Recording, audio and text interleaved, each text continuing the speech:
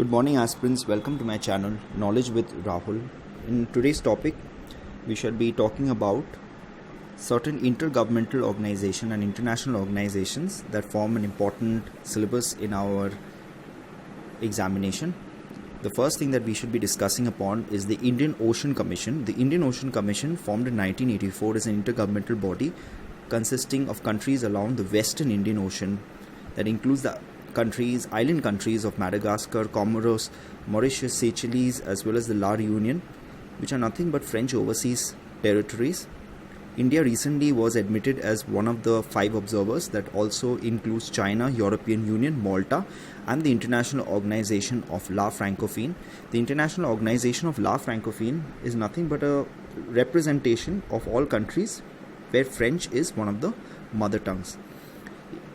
India's joining of the IOC is of strategic importance. Why? Because it will help India enable better ties with countries along the Western African Indian Ocean. If we have seen that this region is of extreme strategic importance. Why? Because this is also the area of major shipping lines stretching from Singapore to the United States, as well as another important reason is that it is also extremely prone to a large amount of your pirate activities. So by India joining the IOC, it will also enable India to an extent mitigate threats of piracy as well as terrorism. Another thing where India can also articulate further is its own Sagar mission, which is security and growth for all the regions as well. So by integrating Sagar with the IOC, India will not only help in the enhancement of trade in the region, but will also help in mitigating threats of piracy and terrorism. We move upon to our next topic, which is the Islamic Cooperation, the Organization of Islamic Cooperation. This is the second largest intergovernmental organization just after the United Nations, and it is a collective voice of all the Muslim worlds. It was formed in 1969 in Morocco and presently headquartered in Jeddah, Saudi Arabia. The OIC is represented as a permanent delegation in the United Nations and the European Union.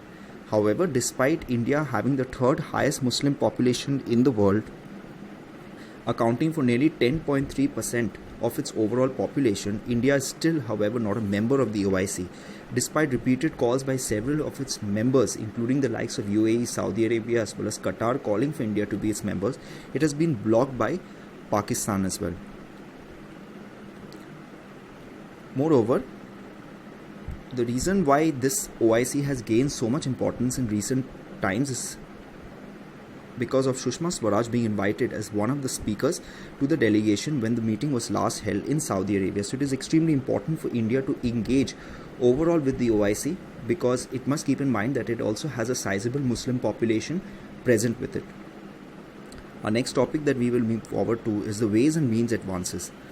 The Reserve Bank of India recently gives temporary loan facilities to the central as well as state banks. This is known as the Ways and Means Advances. In the midst of all the coronavirus scare, the Ways and Means Advances, the limit of the Ways and Means Advances has recently been increased by the RBI. So the Ways and Means Advances scheme was something that was started way back in 1997, and it was introduced to meet any sort of your mismatch in overall receipts and payments of the government. In this, what happens is that the government can avail an immediate cash from the RBI if required, but it has to return the amount within 90 days. Interest is charged at existing repo rates. However, if this particular limit exceeds more than 90 days, it would be treated as an overdraft, where interest would be 2% higher than that of the repo rate. Now, there are 2 types of Ways and Means Advances. The first one is the Special Ways and Means Advances, which is also known as your Special Drawing Facility, which is provided against a collateral. The interest rate of this particular Special Drawing Facility is 1% less than that of your repo rate. After the state has exhausted the limit of the Special Drawing Facility, it gets a normal Ways and Means Advances, which is based on a 3-year average of the actual revenue and capital expenditure of the state. So this is nothing but a sort of a economic measure by which the banks can temporarily be able to adjust its mismatches by either borrowing money from the Reserve Bank of India. Our next topic which we'll be studying is the Kurzarbeit scheme. Now, Kurzarbeit is a German term for short work. The policy provides for short time work allowance, which partially compensates for any sort of your loss of earnings during uncertain economic situations.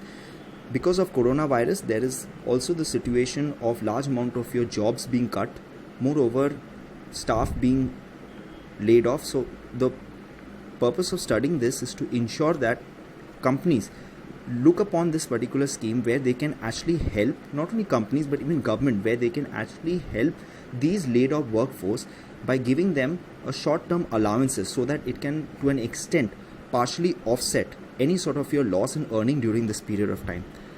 The policy was rolled out first in 2008 during the economic crisis. However, its origin dates back to the times of the First World War. It aims to address workers who are impacted by the loss of income due to shortened work hours during this time as well. Moreover, they can apply for the short-term work benefits and under the scheme, with the government stepping in to pay employees a part of their incomes which are lost. Friends, if you like what you see, please leave your appreciation in the form of a like. Kindly subscribe as well as share and comment. Until then, please stay safe and stay knowledgeable. Thank you.